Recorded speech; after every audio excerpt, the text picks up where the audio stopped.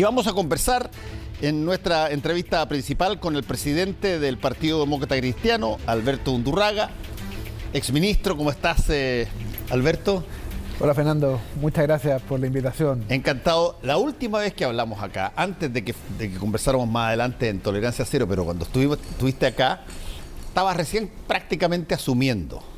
Y la próxima vez que íbamos a hablar, yo te dije, me gustaría, hagamos una suerte de contextualización, porque si es por las noticias, tú puedes ver de que han habido varias personas que han salido a formar otros partidos o movimientos. ¿En qué está el Partido Demócrata Cristiano?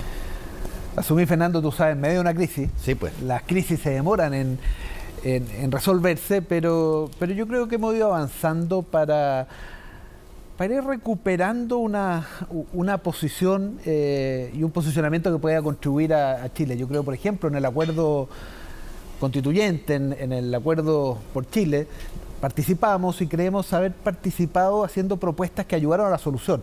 Esta regla de los 2 tercios, 1 tercio, 2 tercios electo, 1 tercio comisión de expertos, que fue finalmente lo que resultó. Fue una de las ideas que nosotros propusimos en la conversación, que cuando uno tenía al gobierno muy atrincherado, a Chile Vamos muy atrincherado, quienes estamos en una posición intermedia, más en el centro, ayudamos a lograr acuerdos. Y yo creo que eso es sumamente importante en Chile. Chile requiere volver a los acuerdos. Cuando me preguntaba mi primera impresión sobre el acuerdo constituyente, yo decía, mira, muy bueno en sí mismo, porque permite habilitar un proceso para tener una nueva constitución, imperfecto por cierto, todos cedimos en algo, pero es bueno el acuerdo, pero es más importante aún, porque yo creo que en Chile tiene que inaugurarse una temporada de acuerdos, por lo pronto, en temas que le importan muchísimo a la ciudadanía, como seguridad ciudadana, como pensiones, como reforma tributaria, como desarrollo económico, importante para la ciudadanía. Segundo, porque a Chile le ha ido bien cuando ha construido acuerdos para avanzar. Internamente. Internamente. Y tercero, porque este es un gobierno que tiene minoría en el Congreso. Y por lo tanto no tiene otra, Fernando, que construir acuerdos para avanzar en sus distintas reformas. Entonces, volviendo a tu pregunta, ¿cuál es nuestro rol ahí? Nosotros tenemos un rol en la construcción de acuerdos. Sabemos hacer eso, juntamos distintas posiciones y logramos avanzar en ello. Yo presido la Comisión de Trabajo en la Cámara, me toca verlo en materia de pensiones. Erika Deo, Francisco Huenchumilla en los temas de seguridad. En temas más locales o más rurales, Héctor Barría, Felipe Camaño, en temas de apoyar que se acabe el IVA, por ejemplo, para los agua potable rural. En fin, en las grandes materias, en las pequeñas materias, las materias intermedias, las materias regionales, las materias nacionales, la democracia cristiana, junto con otros partidos también de la centroizquierda, tenemos un rol en la construcción de acuerdos, y eso lo requiere mucho Chile. Yo creo que poco a poco hemos ido avanzando en ello, no sin dificultades, por cierto, porque cuando uno está en medio de una crisis eso es parte del día a día también, pero hemos ido avanzando en ello, yo creo que es positivo. Ahora, para que existan acuerdos, y me gusta, de acuerdo. Me gusta el concepto de temporada de acuerdos. Para que exista temporada de acuerdo, por definición, por lógica básica, las dos partes, si lo limitamos a solamente dos, a pesar de que las cosas están bastante más desperdigadas, pero las dos grandes partes o los dos grandes, oposición y gobierno, de alguna manera tienen que entender que ninguno de ambos va a poder conseguir todo y por lo tanto tienen que ceder. ¿Cuál es el espíritu y la temperatura del agua para estar en capacidad de cesión? Siempre los gobiernos como que se ponen un poquitito ariscos con todo esto a la hora de las sesiones, porque, bueno, ellos los llamaron a gobernar con un programa y se supone que tienen que hacerlo. Para la oposición probablemente es un poco más fácil, pero aquí están las cosas bien crispadas.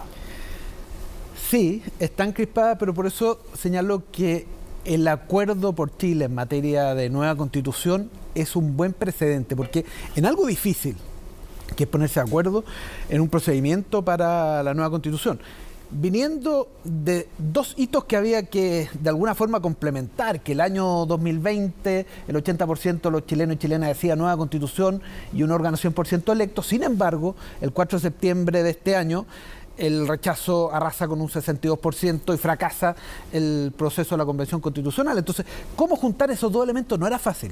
Había posiciones encontradas en la mesa.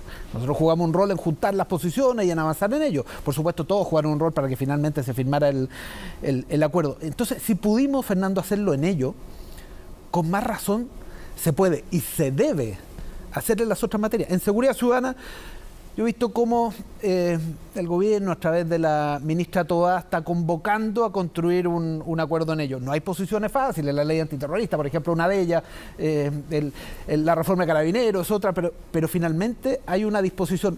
En otras materias, las materias más legislativas, al gobierno le cuesta un poco más.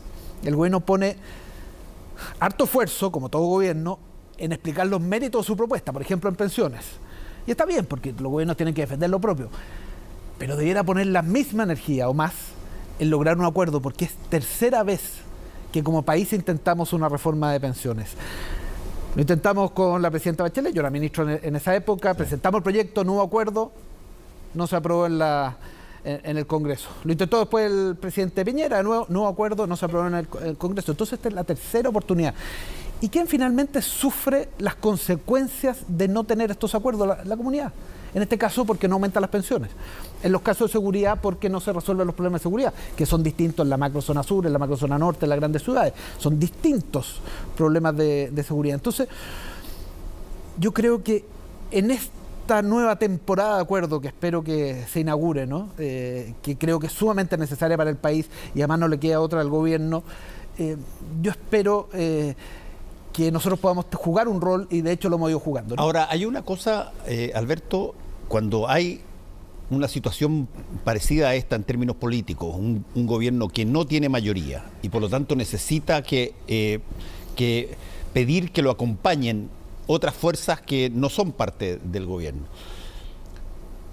Siempre surge, o puede surgir, voy a ponerlo en potencial, puede surgir la tentación de aquel que dice, mira, en este tipo de dilema, lo que hay que hacer es todo lo contrario. Es refrenarse, no dar los votos. Y que vaya perdiendo, y vaya perdiendo, y vaya perdiendo. Bueno, mira tú, un poco la situación que le está pasando con la Fiscalía Nacional. Lleva 3. O sea, ahora presentó una tercera. 2 perdidos. 2 perdidos. O sea, yo no había visto que se perdieran 2 fiscales nacionales en Chile hacía mucho tiempo. Bueno, y por lo tanto, el que tú coseches victoria sobre la base de no darle el ok a un gobierno que tiene minoría, es una cosa que yo creo que, sobre todo para las personas que son más, yo te diría, agresivos en términos políticos contra el gobierno, yo creo que puede ser una cosa que también se va a tener que enfrentar.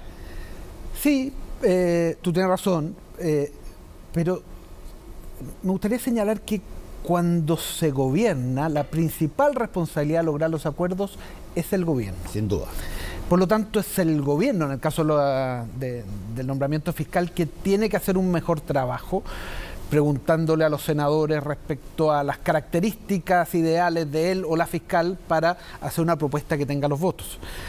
En pensiones, es el gobierno el que presenta su propuesta y bueno, hay 2 puntos, la distribución del 6% o cómo se implementa la necesaria separación de lo que hoy día hacen las AFP, que es el gobierno el que tiene que convocar e impulsar acuerdos. Yo por lo pronto, como presidente de esa comisión, juego un rol de juntar posiciones, de intentarlo, pero es el gobierno el que tiene la principal responsabilidad.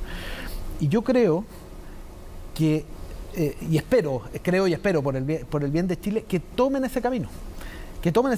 Chile necesita recuperar una senda de crecimiento económico. Chile necesita volver a tener barrios seguros. Chile necesita mejores pensiones. Bueno, para esas 3 cosas, Fernando, se requiere acuerdo. Porque al final, cuando uno habla de acuerdos también, y es lo que nosotros pretendemos representar, en algún momento lo representamos ampliamente, hoy día de forma más pequeña, pero pretendemos junto con otros volver a representar a esa inmensa cantidad de chilenas y chilenos que yo creo que quiere transformaciones sociales, pero al mismo tiempo quiere estabilidad, que quiere derechos sociales, pero al mismo tiempo quiere desarrollo económico, que valora y pide respeto de los derechos humanos en todas circunstancias, pero al mismo tiempo valora la seguridad ciudadana. Esa que nosotros lo decimos en clave de nuestra historia, que en algún momento se llamó revolución en libertad o crecimiento con equidad, hoy día varios le decimos desarrollo con dignidad. Bueno, eso que es un balance, avanzar con gradualidad, como conversábamos hace algunas semanas, ¿no? Con gradualidad para avanzar, no para detener, son cosas que yo creo que tienen una amplia representación en Chile, o sea, tienen un amplio respaldo en Chile. El desafío de quienes estamos en la actividad política es poder representar a esa amplia mayoría de chilenas y chilenos que yo creo que tiene estas características, ¿no? Bueno, eso se logra ¿cómo? Logrando acuerdos para avanzar. Ok, vamos al acuerdo que se firmó hace algún tiempo recientemente. ¿Qué tan sólido encuentras tú que eso es para justamente canalizar lo que tú estás planteando en este momento? A ver, ¿cómo medimos la solidez? Si tú me dices la solidez en la aprobación en el Parlamento, yo creo que se va a aprobar. Quienes concurrimos con la firma a ese acuerdo tenemos las mayorías suficientes en ambas cámaras para aprobar eso sin mayor dificultad, ¿no? Ahora, creo que el desafío en todo caso es durante todo el proceso estar en conexión con la ciudadanía de manera tal de que el proceso sea exitoso. Porque aquí tratamos de recoger la experiencia también, aquellas cosas buenas del trabajo anterior. Entonces, cuando vemos los 12 elementos, las 12 bases constitucionales sobre lo cual se basa el nuevo trabajo, incorpora varias cosas buenas. Por ejemplo, el Estado Social de Derecho, tremendamente importante. Incorpora también algunas críticas. Bueno, después viene todo el trabajo que van a hacer los expertos y expertas nominados en el Congreso. ¿Qué desafío tenemos ahí? Nominar de verdad expertos y expertas. Que sean inobjetables para cualquier persona. Decirle a la gente que no tienen una propuesta vinculante, van a hacer una propuesta y quienes votan finalmente son los electos, pero creo que se juega la legitimidad, primero al aprobarlo, solo terminar, primero al aprobarlo, pero segundo que al ejecutar el acuerdo lo hagamos yendo al fondo, ¿no? Nombrando a gente que tenga efectivamente todas las condiciones, de manera tal de que sea inapelable también para toda la gente que va a estar observando este proceso. Ese es un punto súper interesante porque yo creo que había toda una discusión respecto de la categoría esta, de experto. Que de hecho se usa con una liviandad en general, en todas partes, incluso en los medios de comunicación. Hay expertos de todo tipo y en fin. Pero mi pregunta es, se ha hecho un énfasis muy grande en que la experticia tiene que estar asociada a la Constitución. O sea, una mirada más, si tú quieres, a los abogados, a las personas de derecho, más que expertos que tengan posición respecto de situaciones particulares que son parte de una Constitución. En el sistema, tú mismo lo dijiste, el Estado Social de Derecho, eso no es necesariamente una cosa puramente constitucional, es una cosa política muy fuerte que tiene que ver con sistemas, tiene que ver con un montón de cosas. No es solamente saber redactar cosas así. En los ámbitos de salud, en los ámbitos de medio ambiente, los expertos, ¿quiénes son? Los constitucionalistas pueden ordenarte las cosas, pero no son expertos en medio ambiente, ni son expertos en materia de otras características que necesitan eso. Entonces, ¿cómo se va a armonizar aquello? Hay dos instancias, ¿no? Uno es la comisión de expertos y otra es, no recuerdo exactamente, la comisión de arbitraje, ¿no? El arbitraje, naturalmente, que tienen que ser constitucionalistas porque tienen que ver la admisibilidad o no de distintas normas. Pero los expertos, ¿quiénes son los expertos? El sentido común aquellas personas que son especialistas en algún tema y que han demostrado ser especialistas por una cantidad de años determinada, ¿no? Y eso no necesariamente son solo abogados, porque puede haber economistas, puede haber personas sindicalistas, puede haber gente del mundo de la sociología. Lo importante es que sean inobjetables en su expertise. Inobjetable. ¿Por qué inobjetable? No solo por el proceso constituyente, por el aporte que puede hacer cada una de ellas, sino que también para que sea inobjetable hacia afuera. Que la ciudadanía que va a estar observando este proceso diga, mire, ¿sabe qué? Eligieron expertos de verdad. Y ese es un desafío que tenemos. ¿Quién elige los expertos? Bueno, es el Congreso, ¿no? Es el Congreso, cada una de las cámaras elige a 12 expertos en una sola votación, entonces, que sean expertos y expertas de verdad en diferentes disciplinas, como tú bien señalas. Por supuesto, una constitución es un pacto social que no es solo el ejercicio del derecho, tiene que estar bien redactado, pero es un pacto social que es más amplio, hay diversas disciplinas que son necesarias, pero que cada uno sea experto. Eso en una dimensión, para trabajar el anteproyecto y para después opinar con voz, no con voto en las decisiones, para que quienes sean finalmente los que tengan el derecho a voto son los consejeros constitucionales, que van a ser electos en mayo. La fecha exacta la vamos a hacer, estamos empezando esta semana, la próxima semana esperamos terminarlo, la reforma constitucional, para determinar cuál es la fecha exacta, o el 7 o el 28 de mayo. Por hoy día es el 7, el CERVEL ha hecho una pequeña luz amarilla respecto a los tiempos, pero una de esas dos fechas. Desde que se anunció, Alberto, este acuerdo, ¿no ha habido titubeos entre los que firmaron el acuerdo? No, hemos observado algunas declaraciones de alguna gente que ha manifestado alguna molestia por algunas cosas que han cedido, ¿no? Pero al menos en todas las conversaciones que yo he participado, todas las personas que lo han firmado dicen que lo van a ratificar en el Parlamento, que es lo que corresponde también, porque hubo 3 meses donde conversamos, donde confrontamos opiniones, donde uno decía una cosa, otro, pero finalmente cuando acordamos y todos seguimos, ¿qué es lo que corresponde en democracia? Pero no solo en democracia, ¿qué corresponde en la casa cuando uno llega a un acuerdo? ¿Qué corresponde en el trabajo cuando uno llega a un acuerdo? ¿Qué corresponde cuando uno llega a un acuerdo? Cumplir el acuerdo.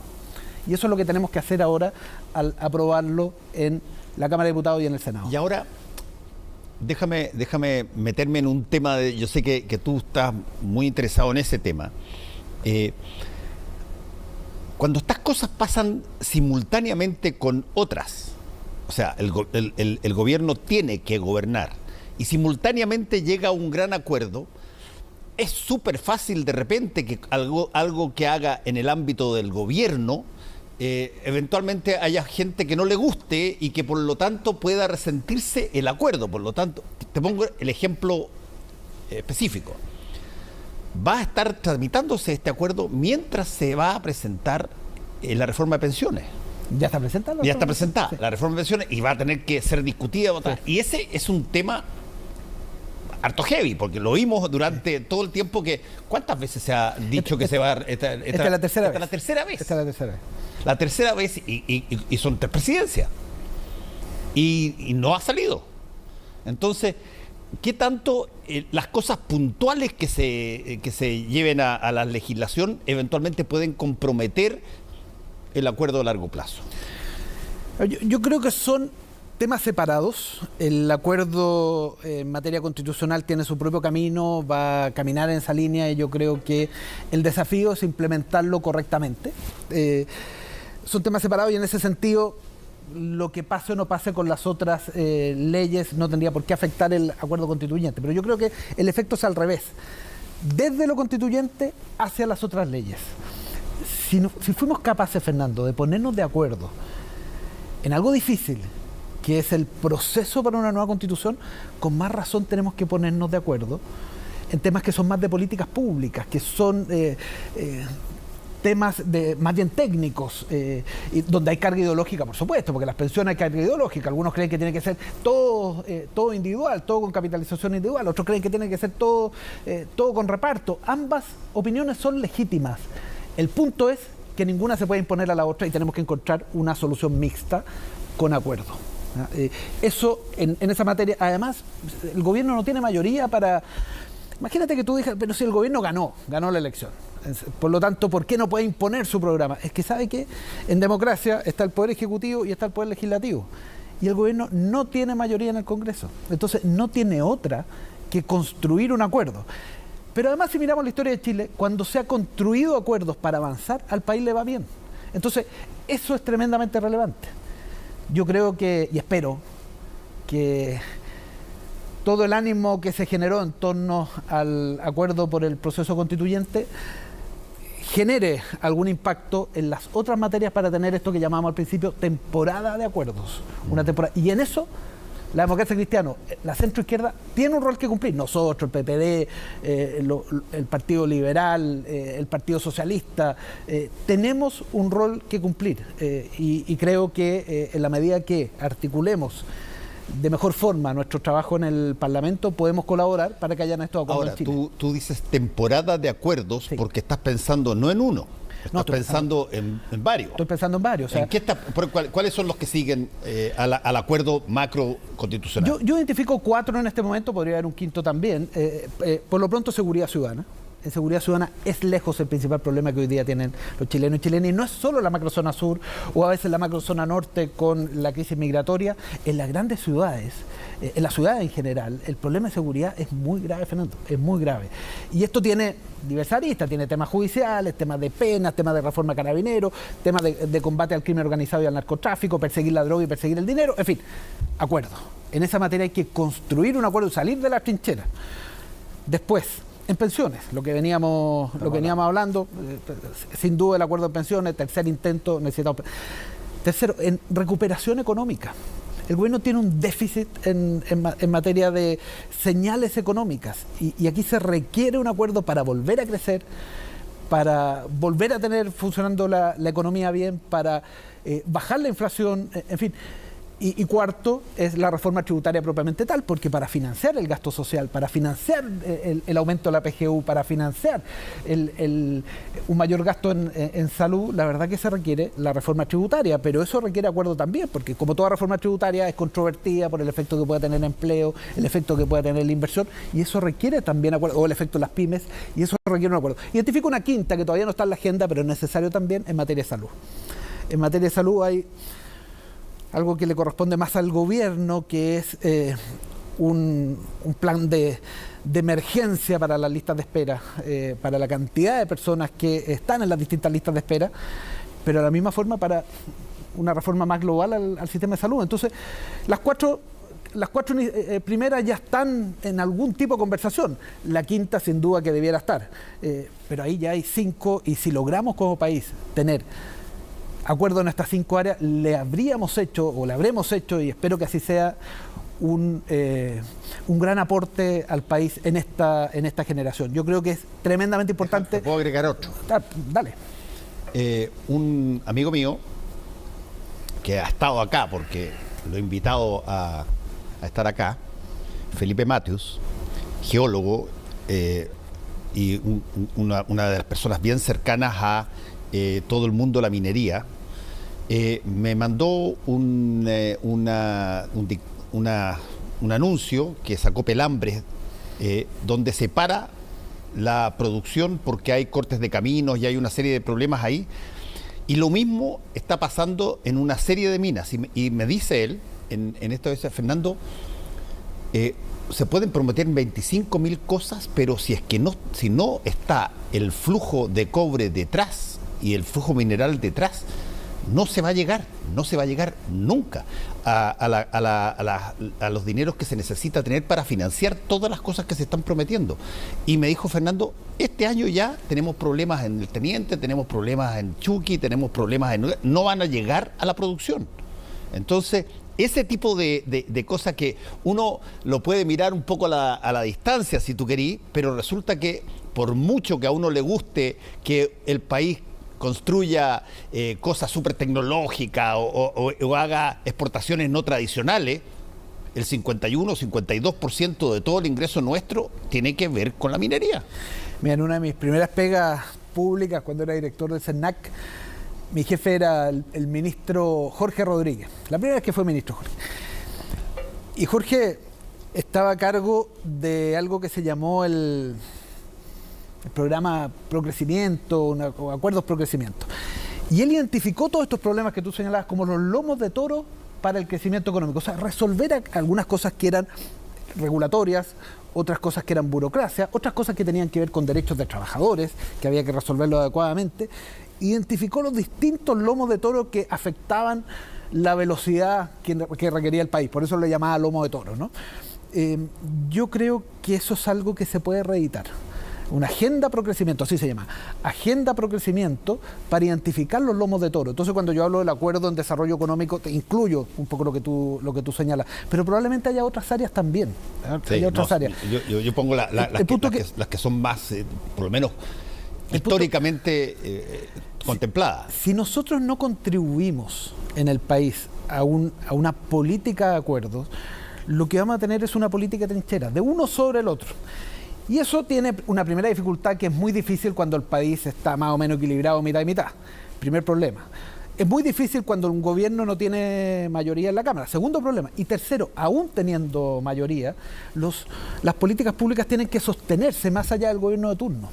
Y eso se logra con acuerdos más amplios.